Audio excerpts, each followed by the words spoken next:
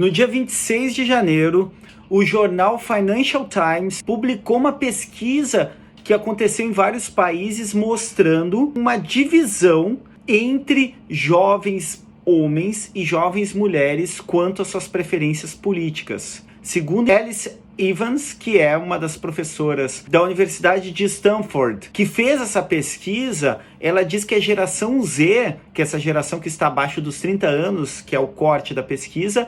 ela é duas gerações. A distensão entre mulheres serem mais progressistas, então as mulheres mais jovens têm tido uma tendência a ser mais progressistas e mais à esquerda. Há uma distância de até 30%, como no caso da Coreia do Sul, mas que é parecido na Alemanha, nos Estados Unidos e na Inglaterra, dos homens jovens serem mais conservadores e reacionários. E qual que é o motivo por trás disso? Bom, a gente precisa entender um pouco do que é o modo de subjetivação contemporâneo que passa, obviamente, pelo machismo, pelo patriarcado e pelo feminismo. Com o feminismo tendo avançado para o debate público e tendo animado tantas disputas, protestos ao redor do mundo, os direitos das mulheres e as pautas feministas entraram na ordem do dia. E isso causou subjetivamente uma reação em grupos masculinos e grupos masculinistas, estes que defendem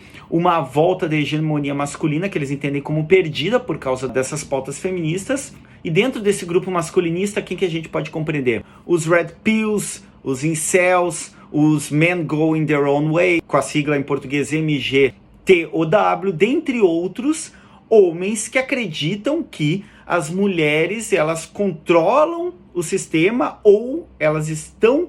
chegando ao topo do poder e retirando o poder dos homens. Por que eu estou falando disso? Um pouco da explicação desses jovens estarem cada vez mais conservadores e reacionários tem a ver com a perda de um status quo e de uma percepção subjetiva e afetiva que os homens estão sendo subjugados pelas mulheres ou até mesmo afeminados. Grupos supremacistas brancos e masculinistas usam essa ideia de que os homens estão cada vez mais femininos e que a virilidade, essas qualidades que eles entendem como essenciais, eu já falei disso sobre a questão trans, do essencialismo, de uma espécie de platonismo que os grupos neofascistas e masculinistas usam, eles entendem que os homens estão sendo afeminados, inclusive há um xingamento que eles usam, que eles chamam de sojados, os homens que estão afeminados, porque eles entendem que a carne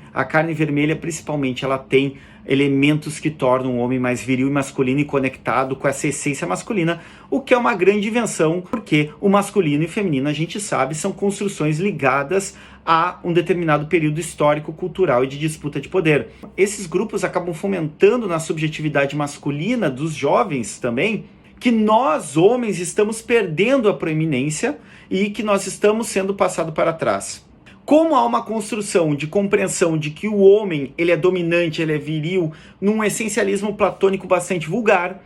as mulheres demandarem direitos e serem ouvidas e serem respeitadas, no limite é isso, serem respeitadas como seres humanos dignos de respeito, isso causa uma ruptura interna, uma fragilidade da masculinidade e também da percepção de mundo, no qual os homens jovens se sentem, em alguma medida, fragilizados, atacados, enganados, subjugados e oprimidos. Obviamente que isso é teoria da conspiração, delírio, fragilidade da masculinidade clássica. Entretanto, isso opera, e aí é o ponto de corte para a gente entender, isso opera um efeito afetivo e subjetivo nos homens, que não é só o reconhecimento racional e discursivo de que isso é um absurdo, que muda essa percepção. Grande ponto para explicar essa distensão que antes na história não era algo comum, de jovens se encaminharem para